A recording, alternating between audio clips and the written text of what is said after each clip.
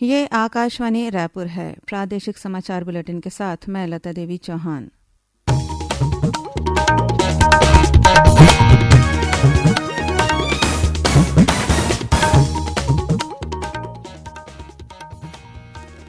और अब पेश है आज के मुख्य समाचार। प्रधानमंत्री ने मन की बात कार्यक्रम में कहा कि भारत ने एक ही दिन में 86 लाख से अधिक लोगों को कोविड टीके लगाकर अभूतपूर्व उपलब्धि हासिल की। मुख्यमंत्री ने किसानों से अपील की है कि वे 1 जुलाई से अपने अपने गांव में रोका छेका अभियान शुरू करें। छत्तीसगढ़ शिक्षक पात्रता परीक्षा प्रमाण पत्र की वैधता अब आजीवन रहेगी। और आगामी 24 घंटों के दौरान प्रदेश के सभी जिलों में गरज चमक के साथ तेज बारिश होने की संभावना। देश भर में 18 वर्ष से अधिक आयु के सभी लोगों के लिए सरकारी केंद्रों में निःशुल्क टीकाकरण अभियान चलाया जा रहा है। आपसे अपील है कि कोविड रोधी टीका जरूर लगवाएं। कोरोना महामारी के प्रति कोई भी लापरवाही न बरतें। जब तक आवश्यक न हो घर से बाहर न निकलें और इन आसान उपायों का पालन करें। मास्क लगाएं, 2 गज की सुरक्षित दूरी बनाए रखें, बार बार हाथ धोएं और चेहरा साफ रखें। लोगों को कोविड से संबंधित जानकारी देने और उनके मार्गदर्शन के लिए राष्ट्रीय हेल्पलाइन कार्यरत है। छत्तीसगढ़ के लिए हेल्पलाइन नंबर है 104 और 0771 2235 साथ ही राष्ट्रीय हेल्पलाइन नंबर है 1075। कोविड-19 से बचाव और सुरक्षित रहने के 3 उपाय। मास्क लगाएं, 2 गज दूरी है जरूरी, सुरक्षित दूरी रखें, हाथ और मुंह साफ रखें। अब समाचार विस्तार से। प्रधानमंत्री नरेंद्र मोदी ने कहा है कि भारत ने एक ही दिन में 86 लाख से अधिक लोगों को कोविड टीके लगाकर एक महत्वपूर्ण उपलब्धि प्राप्त की है। आकाशवाणी से मन की बात कार्यक्रम में श्री मोदी ने कहा कि यह उपलब्धि 21 जून को हासिल हुई। श्री मोदी ने कहा कि प्रत्येक नागरिक तक वैक्सीन पहुंचाने के प्रयास जारी रहने चाहिए। देश में कई जगहों पर कोविड वैक्सीन के प्रति हिचकिचाहट समाप्त करने के लिए कई संगठन अच्छा काम कर रहे हैं। प्रधानमंत्री ने कहा कि महामारी के दौरान गांव वालों और वनवासियों ने अपनी क्षमताओं और सूझबूझ का परिचय दिया। वह एक दिन दुनिया भर में केस स्टडी का विषय बन जाएगा। 21 जून को वैक्सीन अभियान के अगले चरण की शुरुआत हुई और उसी दिन देश ने 86 लाख से ज्यादा लोगों को मुफ्त वैक्सीन लगाने का रिकॉर्ड भी बना दिया। और वो भी एक दिन में। इतनी बड़ी संख्या में भारत सरकार की तरफ से मुफ्त वैक्सीनेशन और वो भी एक दिन में स्वाभाविक है। इसकी चर्चा भी खूब हुई है। साथियों, 1 साल पहले सबके सामने सवाल था कि वैक्सीन कब आएगी। आज हम एक दिन में लाखों लोगों को मेड इन इंडिया वैक्सीन मुफ्त में लगा रहे हैं और यही तो नए भारत की ताकत है। साथियों, वैक्सीन की सेफ्टी देश के हर नागरिक को मिले, हमें लगातार प्रयास करते रहना है। श्री मोदी ने कहा कि देश के प्रत्येक व्यक्ति ने कोविड महामारी से लड़ाई में महत्वपूर्ण भूमिका निभाई है। मुख्यमंत्री भूपेश बघेल ने किसानों से अपील की है कि वे छत्तीसगढ़ की परंपरा के अनुरूप आगामी 1 जुलाई से अपने अपने गांव में रोका छेका अभियान शुरू करें। साथ ही श्री बघेल ने कहा कि पशुपालक अपने पशुओं को खुले में चराई के लिए छोड़ने के बजाय उन्हें गौठानों में भेजें, जहां चारे पानी का प्रबंध किया गया है। मुख्यमंत्री ने किसानों तथा पशुपालकों के नाम अपने संदेश में कहा कि बरसात के दिनों में पशुओं में गलघोटू और एकटंगिया की बीमारी होती है। इससे बचाव के लिए अपने पशुओं को टीके जरूर लगवाएं।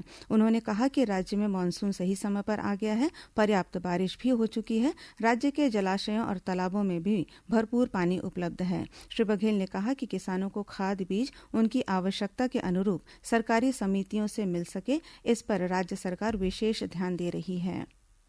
मुख्यमंत्री भूपेश बघेल ने सुराजी गांव योजना के तहत गांव में बनाए गए गौठानों में पशुओं के लिए हरे चारे की उपलब्धता सुनिश्चित करने के लिए कार्य योजना बनाकर काम करने के निर्देश दिए हैं। उन्होंने कहा कि गौठानों में चारागाह के लिए आरक्षित भूमि पर अनिवार्य रूप से नेपियर घास लगाई जाए। उन्होंने कहा कि वन विभाग वनों में घास लगाने का काम प्राथमिकता से करे और यह भी सुनिश्चित करे कि वनों से हरा चारा गौठानों तक पहुंचे। मुख्यमंत्री ने गौठानों में चारे के साथ मवेशियों के लिए लिए पानी की उपलब्धता और शेड बनाने के निर्देश भी दिए। वहीं मुख्यमंत्री ने लघु वनोपज का काम कर रही स्व सहायता समूहों की आय में वृद्धि के लिए लघु वनोपज पर आधारित प्रसंस्करण इकाइयों की अधिक से अधिक संख्या में स्थापित करने के निर्देश दिए। छत्तीसगढ़ शिक्षक पात्रता परीक्षा प्रमाण पत्र की वैधता अब आजीवन रहेगी। स्कूल शिक्षा विभाग ने इसकी वैधता की 7 वर्ष की अवधि को विलोपित कर दिया है। गौरतलब है कि छत्तीसगढ़ शिक्षक पात्रता परीक्षा के संबंध में वर्ष 2011 की मार्गदर्शिका में एक बार परीक्षा उत्तीर्ण करने वाले अभ्यर्थी के लिए प्रमाण पत्र की वैधता अवधि अधिकतम 7 वर्षों के लिए निर्धारित की गई थी, जिसे अब खत्म कर दिया गया है। इस संबंध में जारी आदेश में कहा गया है कि वर्ष 2011 से अब तक समस्त शिक्षक पात्रता परीक्षा प्रमाण पत्र मान्य होगा। जिन अभ्यर्थियों के प्रमाण पत्र की वैधता समाप्त हो गई है, उनके लिए नया प्रमाण पत्र जारी किया जाएगा। प्रदेश में कोरोना संक्रमण पर नियंत्रण और इसकी रोकथाम के लिए 18 वर्ष से अधिक आयु वर्ग के लोगों के टीकाकरण का काम जोरों पर है। कल 26 जून को 3,50,000 से अधिक लोगों को कोविड रोधी टीके लगाए गए। राज्य में अब तक 18 से 44 वर्ष आयु समूह के 21,09,000 से अधिक लोगों को पहला टीका लगाया जा चुका है। कल रायगढ़ जिले में सबसे अधिक 1,22,587 लोगों को टीका लगाया गया। इस बीच प्रदेश में कोरोना संक्रमण की स्थिति में लगातार सुधार देखा जा रहा है। राज्य में कोरोना संक्रमण की दर घटकर 1% पर पहुंच गई है। कल प्रदेश में कोरोना के 361 नए मामले सामने आए। प्रदेश में अभी कोरोना के सक्रिय मामलों की संख्या 6,720 है। वहीं दुर्ग जिला कलेक्टर ने कोरोना की संभावित तीसरी लहर से निपटने के लिए अधिकारियों को तैयारियां सुनिश्चित करने के निर्देश दिए हैं। कल जीवन दीप समिति की बैठक में कलेक्टर ने कहा कि तीसरी लहर की आशंका की स्थिति में जिला प्रशासन द्वारा चंदूलाल चंद्राकर अस्पताल में मजबूत इंफ्रास्ट्रक्चर खड़ा किया गया है। यदि संक्रमण की गंभीरता तीव्र होती है तो जिला अस्पताल को इससे निपटने के लिए पूरी तरह से तैयार रखा जाएगा। कोरोना संक्रमण से अपने माता पिता और आश्रितों को खो चुके बच्चों के लिए अब राज्य सरकार अभिभावक की भूमिका निभाएगी। राज्य सरकार ने कलेक्टरों को निर्देशित किया है कि वे कोरोना की वजह से मृत लोगों और उनके परिजनों की सूची उपलब्ध कराएं, ताकि उनके निराश्रित बच्चों के अध्ययन और देखरेख की व्यवस्था सुनिश्चित की जा सके। स्कूल शिक्षा सचिव कमलप्रीत सिंह ने बताया कि इस संबंध में राज्य सरकार ने 3 महत्वपूर्ण निर्णय लिए हैं, जिनमें स्कूलों की फीस वहन करने, बच्चों को छात्रवृत्ति देने और Swami Atmanand English medium school में वरीयता के साथ एडमिशन देना शामिल है। प्रादेशिक समाचार आप आकाशवाणी रायपुर से सुन रहे हैं और अब आगे बढ़ते हैं बाकी के समाचारों की ओर। प्रदेश में इस साल भी ऑनलाइन कक्षाओं के संचालन के साथ ही मोहल्ला पारा कक्षा का संचालन पिछले साल की तरह किया जाएगा। इस संबंध में आयुक्त लोक शिक्षण डॉक्टर कमलप्रीत सिंह ने दिशा निर्देश जारी कर दिए हैं। जारी निर्देश में कहा गया है कि मोहल्ला कक्षा के लिए सार्वजनिक स्थलों का चिन्हांकन करने के साथ ही मोहल्ला कक्षा में उपस्थिति होने वाले प्राथमिक और माध्यमिक कक्षा के विद्यार्थियों की उपस्थिति प्रतिदिन ली जाए। साथ ही उपस्थिति की जानकारी का संधारण विकासखंड स्तर पर किया जाए और पोर्टल में एंट्री की जाए। मोहल्ला कक्षा संचालन के लिए शिक्षकों की ड्यूटी रोटेशन के आधार पर लगाई जाएगी। विद्यार्थियों को पढ़ाए जाने वाले विषयों पर हर माह टेस्ट लिया जाए और असेसमेंट का रिकॉर्ड स्थानीय स्तर पर सुरक्षित रखा जाए।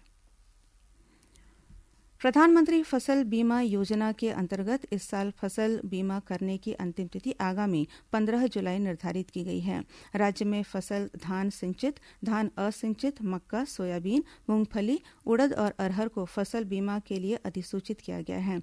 ऋणी और अऋणी कृषक जो भूधारक या बटाईदार हों इस योजना में सम्मिलित हो सकते हैं। नेता प्रतिपक्ष धरमलाल कौशिक ने स्कूल शिक्षा विभाग द्वारा सूखा राशन वितरण में करोड़ों रुपए के भ्रष्टाचार का आरोप लगाया है। श्री कौशिक ने राज्य सरकार से इस मामले की मुख्य सचिव या हाईकोर्ट के सेवानिवृत्त जज से जांच कराने की मांग की है। उन्होंने इस संबंध में स्कूल शिक्षा मंत्री डॉक्टर प्रेमसाय सिंह टेकाम को पत्र भी लिखा है। श्री कौशिक ने अपने पत्र में विभागीय अधिकारियों पर विधानसभा में गलत जानकारी देने का भी आरोप लगाया है। उन्होंने बस्तर, कोंडागांव और सूरजपुर जिले में बगैर निविदा के करोड़ों रुपए की खरीदी करने की बात कही है। दंतेवाड़ा जिले में आज सुरक्षा बलों के साथ हुई एक मुठभेड़ में एक इनामी माओवादी मारा गया है, जिसका शव बरामद कर लिया गया है। जिले के पुलिस अधीक्षक अभिषेक पल्लव ने घटना की पुष्टि करते हुए बताया कि डिस्ट्रिक्ट रिजर्व गार्ड डीआरजी के जवान तलाशी अभियान पर निकले थे। इस दौरान पोरडेम के जंगल में पहले से घात लगाकर बैठे माओवादियों ने जवानों पर फायरिंग शुरू कर दी। सुरक्षा बलों द्वारा की गई जवाबी कार्रवाई में एक माओवादी मारा गया। मृत माओवादी की पहचान मलंगर एरिया कमेटी के सदस्य संतोष मरकाम के रूप में हुई है, जिस पर 5 लाख रुपए का इनाम घोषित था। घटनास्थल से एक पिस्टल, पिट्ठू और अन्य माओवादी सामग्रियां बरामद की गई हैं।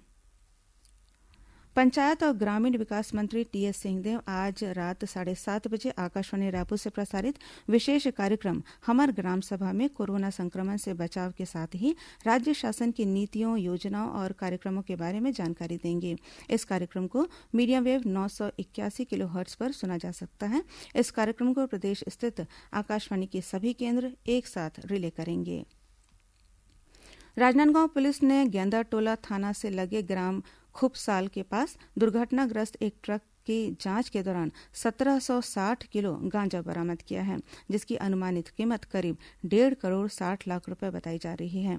दुर्घटना के बाद ट्रक चालक फरार हो गया। इस मामले में अभी तक किसी की गिरफ्तारी नहीं हुई है। उधर महासमुंद पुलिस ने ओडिशा से गांजा की तस्करी करने के आरोप में 2 युवकों को गिरफ्तार किया है। इनके पास से 70,000 रुपए कीमत का गांजा जब्त किया गया है। और अब पेश है मौसम का हाल। मौसम विभाग ने प्रदेश में ऑरेंज अलर्ट जारी करते हुए आगामी 24 घंटों के दौरान सभी जिलों में गरज चमक के साथ तेज बारिश होने की संभावना जताई है। मौसम विभाग से मिली जानकारी के मुताबिक एक द्रोणिका उत्तर पश्चिम उत्तर प्रदेश से तटीय दक्षिण ओडिशा तक, पूर्वी उत्तर प्रदेश, दक्षिण झारखंड और उत्तरी ओडिशा होते हुए समुद्र तल पर स्थित है। साथ ही ऊपरी हवा का एक चक्रवाती घेरा उत्तरी छत्तीसगढ़ के ऊपर बना हुआ है, जिसके असर से प्रदेश में बदली बारिश की संभावना बनी हुई है। आगामी 24 घंटों के दौरान प्रदेश में 1-2 स्थानों पर खासकर बस्तर संभाग में भारी बारिश होने की संभावना है। अब कुछ अन्य खबरें संक्षिप्त में। बीएसईएस के additional vice president Hemant Verma Chhattisgarh राज्य विद्युत नियामक आयोग के नए अध्यक्ष होंगे। कल इस संबंध में आदेश जारी कर दिया गया है। और मुंगेली में भारतीय जनता पार्टी की जिला इकाई ने बीते 25 जून को लोकतंत्र सेनानियों का शॉल और श्रीफल से सम्मानित किया। अंत में मुख्य समाचार एक बार फिर। प्रधानमंत्री ने मन की बात कार्यक्रम में कहा कि भारत ने एक ही दिन में 86 लाख से अधिक लोगों को कोविड टीके लगाकर अभूतपूर्व उपलब्धि हासिल की। मुख्यमंत्री ने किसानों से अपील की है कि वे 1 जुलाई से अपने अपने गांव में रोका छेका अभियान शुरू करें। छत्तीसगढ़ शिक्षक पात्रता परीक्षा प्रमाण पत्र की वैधता अब आजीवन रहेगी। और आगामी 24 घंटों के दौरान प्रदेश के सभी जिलों में गरज चमक के साथ तेज बारिश होने की संभावना। इसी के साथ प्रादेशिक समाचार बुलेटिन समाप्त हुआ। नमस्कार।